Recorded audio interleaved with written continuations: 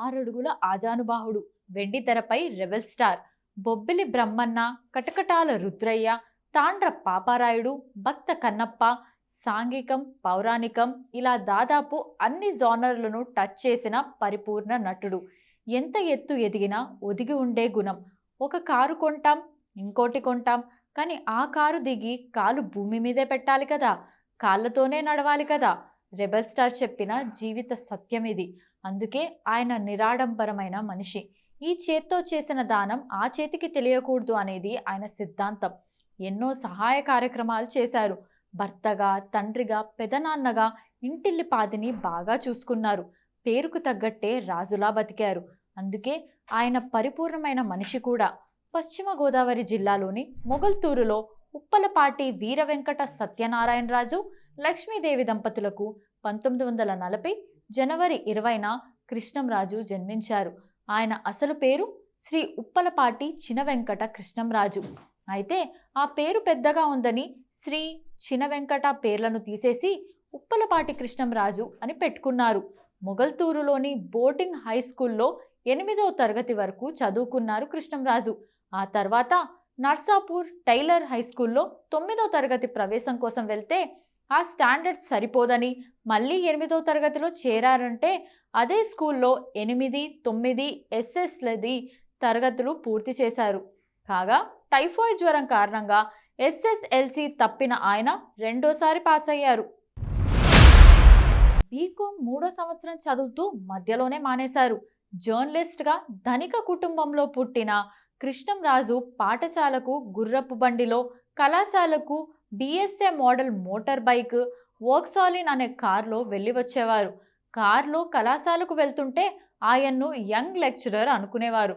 కళాశాలలో జరిగిన ఎన్నికలప్పుడు లెక్చరర్ కాదు స్టూడెంట్ అని అందరికీ తెలిసిందట.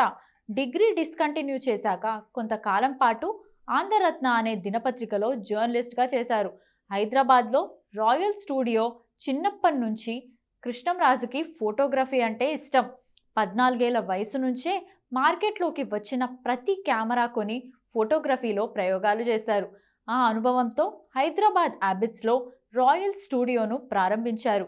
చూడటానికి హీరోలా ఉన్నావని సిహెచ్విపి మూర్తిరాజు స్నేహితులు కృష్ణంరాజుకి చెబితే నవ్వి ఊరుకునేవారట. అంతేకాని సినిమాలు చేయాలనే ఆలోచన ఉండేది కాదట. చిలకా గోరింకతో సినిమా ఎంట్రీ. అక్క చెల్లెలు సినిమా తీసిన పద్మనాభరావు ఓ రోజు కృష్ణంరాజుని చూసి సినిమాలో నటిస్తావా అని అడగడం, అటు మూర్తిరాజు ఇటు స్నేహితులు ప్రయత్నించి చూడమనడంతో పద్మనాభరావుతో కలిసి హైదరాబాద్ నుంచి మద్రాసు వెళ్లారు కృష్ణంరాజు. అయితే ఆర్థిక ఇబ్బందుల వల్ల ఆ సినిమా పట్టాలెక్కకపోవడంతో హైదరాబాద్కి తిరిగొచ్చేశారు. ఆ తర్వాత ఆదుర్తి సుబ్బారావు దర్శకత్వంలోని తేనె మనసులు సినిమా ఆడిషన్స్కు వెళ్లారు. ఆ ఆడిషన్స్కి కృష్ణ, జయలలిత, సంధ్యారాణి, హేమమాలిని కూడా హాజరయ్యారు. అయితే కృష్ణంరాజు, జయలలిత, హేమమాలినిలను రిజెక్ట్ చేశారట. ప్రత్యేగాత్మ దర్శకత్వంలో చేసిన చిలకా గోరింక చిత్రంతో హీరోగా పరిచయం అయ్యారు కృష్ణంరాజు. రెబెల్ స్టార్గా 5.5 దశాబ్దాల కెరీర్లో బుద్ధిమంతుడు, మనుషులు మారాలి, పెళ్లి కూతురు, మొహమ్మద్ బిన్ తుగ్లక్, హంతకులు దేవాంతకులు, తల్లి కొడుకులు, రారాజు, త్రిశూలం, రంగూన్ రౌడీ, మన ఊరి పాండవులు, కటకటాల రుద్రయ్య, సతీ సావిత్రి, పల్నాటి పౌరుషం, తాతా మనవడు, టూ టౌన్ రౌడీ, జీవన తరంగాలు ఇలా దాదాపు 185 సినిమాల్లో నటించారు. తాండ్ర పాపారాయుడు, భక్త కన్నప్ప, బొబ్బిలి బ్రహ్మన్న, కృష్ణవేణి, అమరదీపం వంటి సినిమాలు కృష్ణంరాజుకు పేరు ప్రఖ్యాతలు తెచ్చిపెట్టాయి. సాంఘిక పౌరాణిక సినిమాల్లో చేసిన పాత్రలే ప్రేక్షకుల మనసుల్లో రెబెల్ స్టార్గా పేరు తీసుకొచ్చాయి. స్టైలిష్ విలన్గా హీరోగా చేస్తున్నప్పుడు నేనంటే నేనే చిత్రంలో విలన్గా చేయమని నిర్మాత డూండి అడిగారు. అయితే విలన్గా చేయడం ఇష్టం లేక సారీ అనేశారు కృష్ణంరాజు. ఆ విషయం తెలిసి అంత పెద్ద నిర్మాత అడిగితే కాదంటావా, ఈరోజు పెద్ద హీరోలుగా రాణిస్తున్న శివాజీ గణేశన్ వంటి వారు ఒకప్పుడు విలన్గా చేసిన వారే అని దర్శకుడు ప్రత్యేగాత్మ అన్నారు. అయితే ఒక కండిషన్, అందులో మనోహర్ కొంచెం ఓవర్ యాక్షన్ చేశారు, నేను నా పద్ధతిలో చేస్తా అని కృష్ణంరాజు అన్నారు. పెద్ద నిర్మాత అయినా నాకే కండిషనా అన్నప్పటికీ డూండి ఒప్పుకున్నారు. చిత్ర దర్శకుడు రామచంద్రరావు మాత్రం షూటింగ్ లొకేషన్లో మనోహర్ స్టైల్లో చేయమన్నారు. అయితే డూండి మాత్రం కృష్ణంరాజుని తనదైన శైలిలో నటించమన్నారు. కొత్తగా చేశారు. ఆ పాత్రకు మంచి ప్రశంసలు దక్కాయి. మరో ఆర్ నాగేశ్వరరావు అంటే అప్పటి ప్రముఖ విలన్ నాగేశ్వరరావు అప్పటికే మరణించారు. ఆయనలా ఇండస్ట్రీకి వచ్చాడు అనే పేరు వచ్చింది. ఆ తర్వాత విలన్ పాత్రలు వచ్చినప్పటికీ అప్పుడు నడుస్తున్న ట్రెండ్ ప్రకారం గల్లలుంగి, చారల బనియన్, క్రూరమైన చూపులు కృష్ణంరాజు ఇలా రొటీన్గా కనిపించాలనుకోలేదు. స్టైలిష్ విలన్గా చేయాలనుకున్నారు. ఆ విధంగా ట్రెండ్ సెట్టింగ్ విలన్ అనిపించుకున్నారు. అలాగే క్యారెక్టర్ ఆర్టిస్ట్గా కూడా ఓ స్థాయి ఉన్న పాత్రలే చేశారాయన. బావా బామ్మర్ది, జైలర్ గారి అబ్బాయి, గ్యాంగ్ మాస్టర్, పల్నాటి పౌరుషం, నాయుడు గారి కుటుంబం, మా నాన్నకి పెళ్లి తదితర చిత్రాల్లో మంచి పాత్రలు చేశారాయన.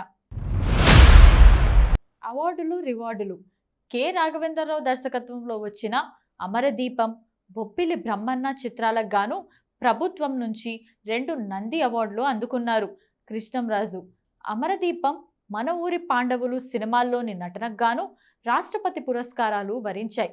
1994లో శరత్ దర్శకత్వంలో వచ్చిన జైలర్ గారి అబ్బాయి చిత్రంలో ఉత్తమ క్యారెక్టర్ ఆర్టిస్ట్గా నంది అవార్డు అందుకున్నారాయన.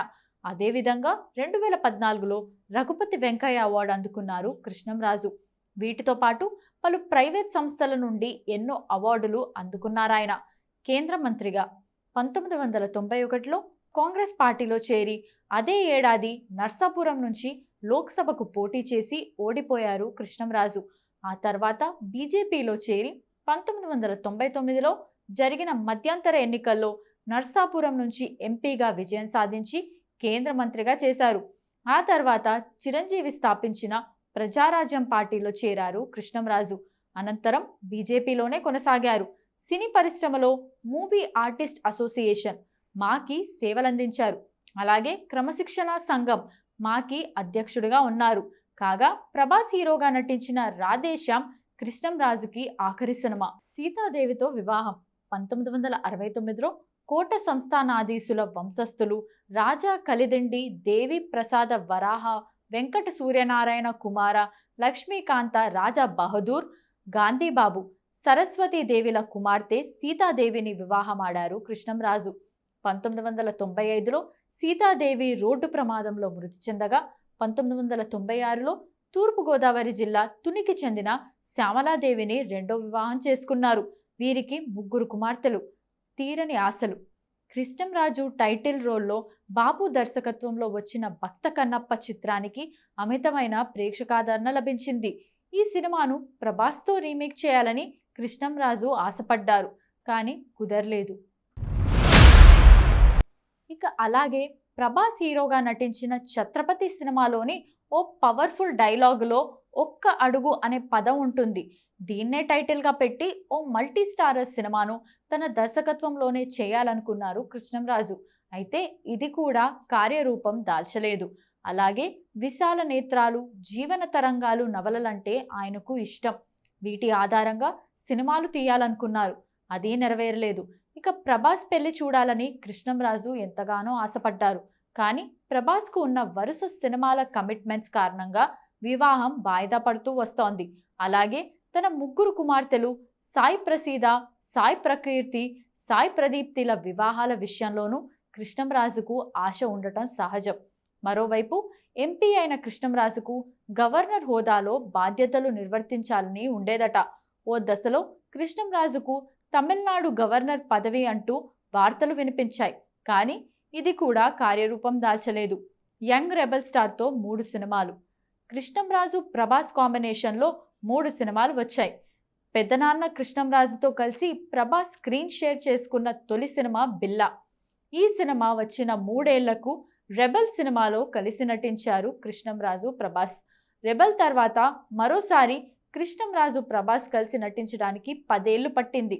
ప్రభాస్ హీరోగా నటించిన రాధేశ్యామ్లో పరమహంస అనే కీ రోల్ చేశారు కృష్ణంరాజు. ఇది ఆయనకు చివరి సినిమా. పరిశ్రమ నుంచి వెళ్ళిపోవాలనుకున్నారు, కానీ కథానాయకుడిగా, విలన్గా, క్యారెక్టర్ ఆర్టిస్ట్గా తెలుగు చలనచిత్ర పరిశ్రమలో కృష్ణంరాజుది సుదీర్ఘమైన సక్సెస్ఫుల్ కెరియర్. అయితే ఇంత ప్రతిభావంతుడైన కృష్ణంరాజు ఇండస్ట్రీలో నిలదొక్కుకోవడానికి ముఖ్య కారణం ప్రముఖ producer, actor, director LV Prasad. వెండితెరపై కృష్ణంరాజు తొలి సినిమా చిలక గోరింక. ఈ సినిమాకు బెస్ట్ ఫీచర్ ఫిల్మ్ విభాగంలో నంది అవార్డు వచ్చింది. కానీ కమర్షియల్గా సక్సెస్ కాలేదు. దీంతో కాస్త దిగాలు పడ్డారు కృష్ణంరాజు. ఆ తర్వాత కృష్ణ హీరోగా నటించిన నేనంటే నేనే చిత్రంలో కాస్త ప్రతినాయకుడి ఛాయలు ఉండే రోల్లో నటించే అవకాశం వచ్చింది కృష్ణంరాజుకి. దీంతో మరింత కలత చెందిన ఆయన సినీ పరిశ్రమకు వీడ్కోలు చెప్దాం అనుకున్నారట. కానీ పాత్ర ఏదైనా ప్రేక్షకుల దగ్గర కావడం ముఖ్యమని, ఈ విషయంపై దృష్టి పెట్టమని కృష్ణంరాజుకు ఎల్వి ప్రసాద్ హితబోధ చేశారు. దీంతో ఆలోచనలో పడ్డ కృష్ణంరాజు నూతనోత్సాహంతో మళ్ళీ యాక్టర్గా మేకప్ వేసుకున్నారు. నేనంటే నేనేలో కృష్ణంరాజు పోషించిన ఆనంద్ పాత్రకు ప్రేక్షకుల నుండి ప్రశంసలు దక్కాయి. దీంతో నటుడిగా తిరుగులేని సక్సెస్ఫుల్ ప్రయాణాన్ని కొనసాగించారు కృష్ణంరాజు. రాజుకి ఆకలి బాధ. పుట్టినప్పటి నుంచి ఆకలి బాధ తెలియకుండా పెరిగిన కృష్ణంరాజు ఓ సందర్భంలో 2 రోజులు పస్తులున్నారు. నటనలో సంతృప్తి పొందే వరకు, ట్రైనింగ్ తీసుకునే సమయంలో వచ్చిన ప్రతి సినిమాని వదులుకున్నారాయన. అప్పటికి ఇంటి నుంచి కృష్ణంరాజు తండ్రి డబ్బులు పంపించేవారు. అయితే తన దగ్గర డబ్బులు పోయాయని తండ్రికి ఉత్తరం రాయడానికి బద్దకించి కృష్ణంరాజు రాయలేదు. దాంతో 2 రోజులు పస్తులున్నారు. పోనీ ఎవరినైనా అడుగుదామంటే ఆత్మాభిమానం, మొహమాటం. ఆ సమయంలో వచ్చిన శివకుమార్ రెడ్డి అనే ఫ్రెండ్ నీరసంగా ఉన్న కృష్ణంరాజుని చూసి విషయం అడిగి తెలుసుకున్నారు. మాకైతే డబ్బులు ఇస్తావు కానీ నీకు కావాలంటే అడగవా అంటూ చివాట్లు పెట్టి బలవంతంగా హోటల్కి తీసుకెళ్లి బిర్యానీ తినిపించారు. అయితే కృష్ణంరాజు తండ్రికి ఈ విషయం తెలిసి బాధపడి అప్పటినుంచి నెలకు 1200 రూపాయలు పంపించడం మొదలుపెట్టారు. అప్పట్లో 1200 అంటే పెద్ద మొత్తం కింద లెక్క. నటన కోసం పుస్తక పఠనం. తొలి చిత్రం చిలక గోరింక సినిమా కృష్ణంరాజుకు ఆశించిన ఫలితాన్ని ఇవ్వలేదు.